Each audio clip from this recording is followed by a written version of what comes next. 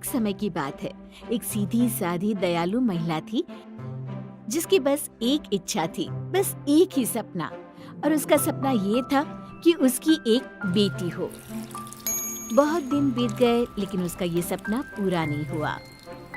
बीतते समय के साथ उसकी बेटी पाने की चाह और बढ़ती गई। एक दिन अपने सपने को सच करने के लिए वो एक जादूगरनी के पास गई और उसने उस जादूगरनी से अपनी इच्छा के बारे में बताया। उस डायन ने उसे एक जादुई बीज दिया और उसे जमीन में बोने के लिए कहा। थम्बलिना का जन्म। वैसे तो उस महिला का दिल टूट चुका था, लेकिन फिर भी उसने वो बीज मिट्टी में बो दिया और अगली ही सुबह जब उसने देखा तो वो बीज एक पौधा बन चुका था जिसमें एक बहुत ही खूबसूरत और बड़ी सी कली भी थी। उस कली की खूबसूरती को देख के वो इतनी खुश हुई कि उसने प्यार से उसे चूम लिया।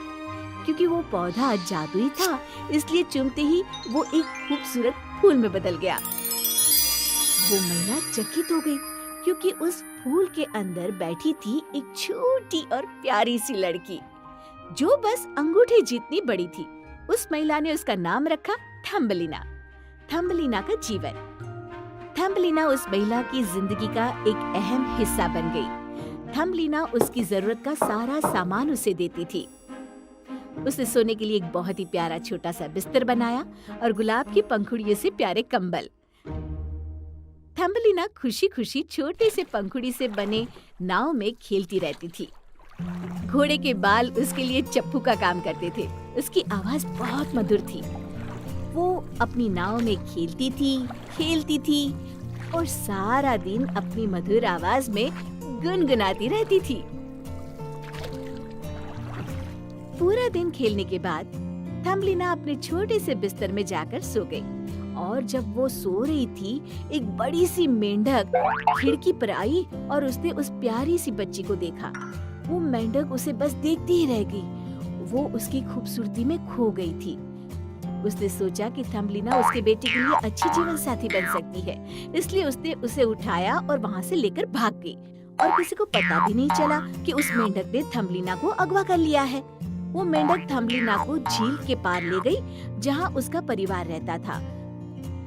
उसने प्यारी थम्बलिना को अपने कुरूप और बहुत मोटे बेटे से मिलाया जो बिल्कुल अच्छा नहीं दिखता था। जब उसने थम्बलिना को देखा तो वो भी बहुत खुश हो गया।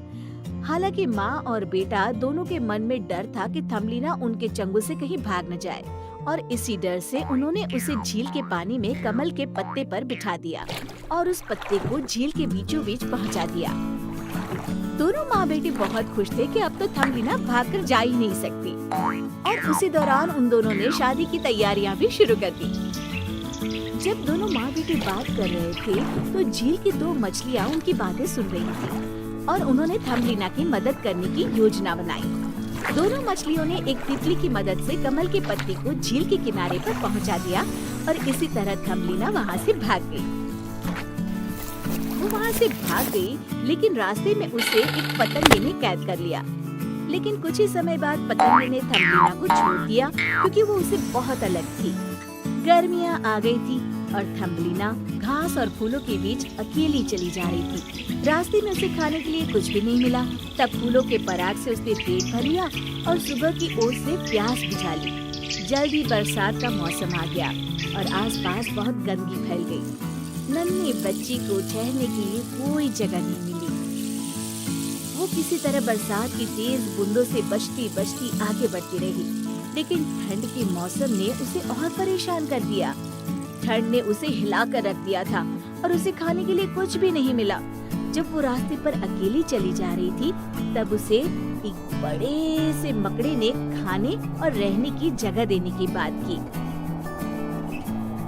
वो मकड़ा उसे पेड़ के अंदर लेकर गया और उसने उसे बादाम खिलाया। जब मकड़े ने थम्बलिना को अपने परिवार से मिलाया तो बाकी लोग उस पर हंसने लगे क्योंकि वो उन सब से अलग दिखती थी। वो जोर जोर से रोने लगी और वहाँ से चली गई और फिर से वो ठंड में अकेली आगे बढ़ने लगी। उसने देखा एक छोटा सा घर जो लकड़ी और पत्तों से बना था। उसने वहाँ मदद मांगने की सोची और जाकर घर का दरवाजा खटखटाया। वो एक चूहे का घर था। चूहा थम्बलिना की खूबसूरती देखकर आश्चर्यचकित हो गया। उसने उस चूहे से रहने और खाने के लिए मदद मांगी। चूहे ने कहा, तुम जब तक चाहो यहाँ रह सकती हो।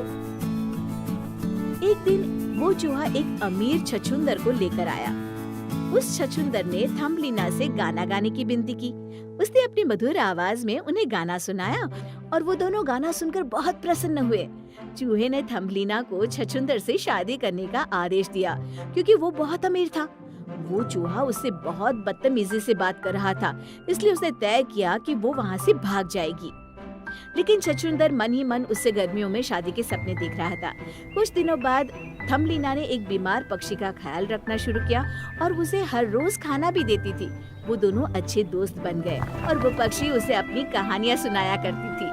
बसंत के आते ही बीमार पक्षी स्वस्थ हो गया और उसने उड़ जाने का फैसला लिया। उसने थम्बलिना की मदद करने का प्रस्ताव रखा और कहा, तुम मेरे साथ चलो वरना छछूंदर से शादी करनी पड़ेगी। वो सोच में पड़ गई और बहुत दुखी हो गई कि कैसे वो एक छछूंदर से शादी कर सकती है। छोटी सी जगह में अपनी पूरी जिंदगी गुजार सकती है। शादी के बस एक दिन पहले उस पक्षी ने उससे कहा, मेरे साथ चलो, चलो आज पूरा दिन तुम्हें आकाश की सैर कराऊं। थम्बलिना ने उसका हाथ पकड़ा और उसके साथ उड़ चली। पहाड़ों में, नदियों के ऊपर, बड़े बड़े पेड़ और अंत में वो लोग पहुँचे फूलों के राज्य में। तो इस गांव में बहुत खूबसूरत फल थे। फिर उस पक्षी ने थम्बलिना को उस राज्य में एक जगह उतार दिया जहाँ उसकी मुलाकात फूलों की परियों के राजा से हुई। राजा उसकी खूबसूरती देखकर मोहित हो गया। उसने उससे शादी का प्रस्ताव रखा और थम्बलिना ने झट से हाँ कर दी। वो फूलों की महारानी बन गई और वो दोनों हमेशा खुशी खुशी रहने लगे।